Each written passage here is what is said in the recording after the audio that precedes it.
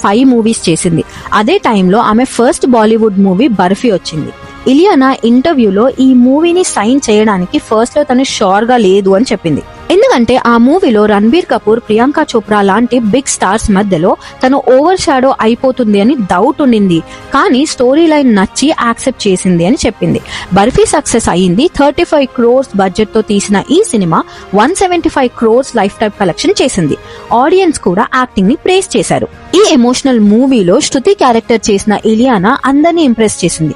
First ఈ role కెటరినా Kaif కి offer అయ్యింది, కానీ ఫైనల్ గా ఇలియానా చేసింది.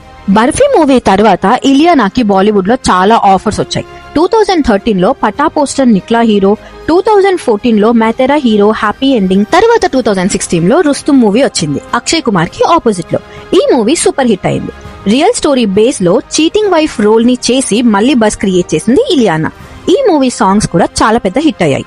ఇలా సౌత్ తో పాటు బాలీవుడ్ లో కూడా ఆమె స్లోగా నేమ్ బిల్డ్ చేసుకుంది.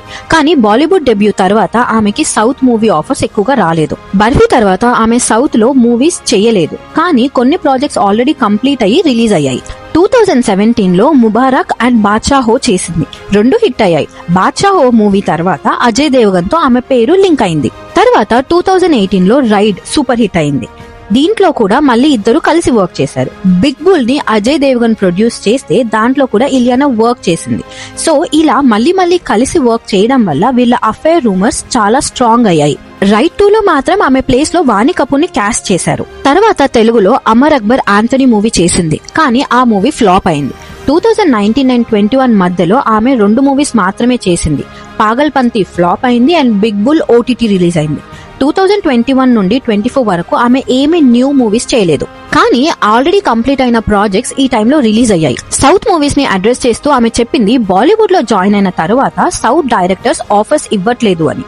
కానీ రిపోర్ట్స్ ప్రకారం ఒక తమిళ్ ప్రొడ్యూసర్ ఆమె మీద కంప్లైంట్ ఫైల్ చేశాడు. ఆయన దగ్గర 40 lakhs పేమెంట్ తీసుకుని షూట్ స్టార్ట్ చేయలేదు అండ్ తీసుకున్న అడ్వాన్స్ కూడా తిరిగి ఇవ్వలేదు అని. సో ఆయన సౌత్ ఫిలిం అసోసియేషన్ కి ఇలియానా మీద కంప్లైంట్ చేశాడు.